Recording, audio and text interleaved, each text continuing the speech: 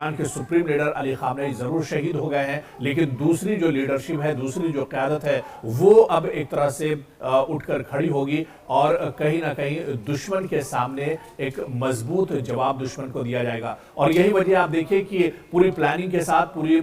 जो मालूमात थी, उसके बेस पर यह बड़ा हमला इजराइल और अमेरिका की तरफ से जरूर किया गया, लेकिन इस हमले के बाद भी ईरान टूटा नहीं है। ईरान पूरी मजबूती के साथ खड़ा है और ईरान की तरफ से ये खबरें भी आ रही हैं कि ईरान ने दरअसल अभी अपने जो बड़े हथियार हैं, जो जदीद और खतरनाक हथियार हैं, अभी उनका इस्तेमाल नहीं किया है। और दुश्मन अगर इसी तरह से अपनी नापाक हरकतें करता रहा तो ईरान एक तरह से मजबूर होगा और ईरान के पास जो और खतरनाक हथियार है उन्हें एक तरह से दुश्मन पर आजमाना एक तरह से पड़ सकता है। और इस बीच आपको बता दें कि ईरान की सलाहियतों की अगर बात करें या फिर ईरान के इस वक्त मुश्किल आजमाइश से गुजर रहा है, और सबसे बड़ा सवाल दरअसल मशरिक़ वुस्ता की वो ताकतें हैं, वो अरब ममालिक है जो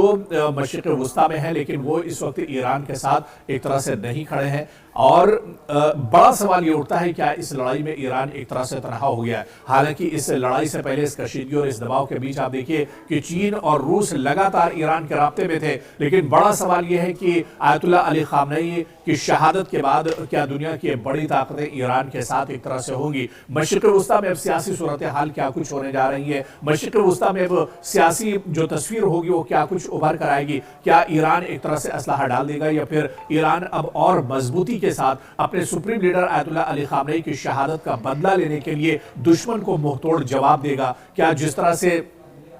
ईरान के कई ऐसी हाइपरसोनिक मिसाइल हैं जो तल अवीव तक एक तरह से जिनकी रेंज है और पहुंच है, क्या तल अवीव को अब पूरी तरह से ईरान नेस्तो नाबूद करने जा रहा है, ईरान खत्म कर देगा? क्योंकि ईरान ने भी कसम खाई थी कि अगर ईरान के supreme leader Ayatollah Ali Khamenei को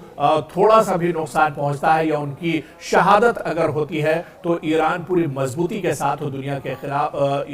इजराइल और अमेरिका के खिलाफ लड़ेगा। अब क्या कुछ इस लड़ाई का रुख होगा यह देखना बहुत अहम हो जाएगा। लेकिन ईरान की तरफ से बार बार जो ऐलान होता रहा है, ईरान जो बात बार बार कहता रहा है, और शहादत तक यानी शहीद होने तक ईरान के supreme leader Ayatollah Ali Khamenei ने दुश्मन के सामने हथियार नहीं डाले, दुश्मन के सामने उन्होंने झुकना गवारा नहीं किया। वो शहीद हो गए लेकिन झुके नहीं, वो शहीद हो गए लेकिन कमजोर नहीं पड़े, वो शहीद हो गए लेकिन पीठ दिखाकर भागे नहीं।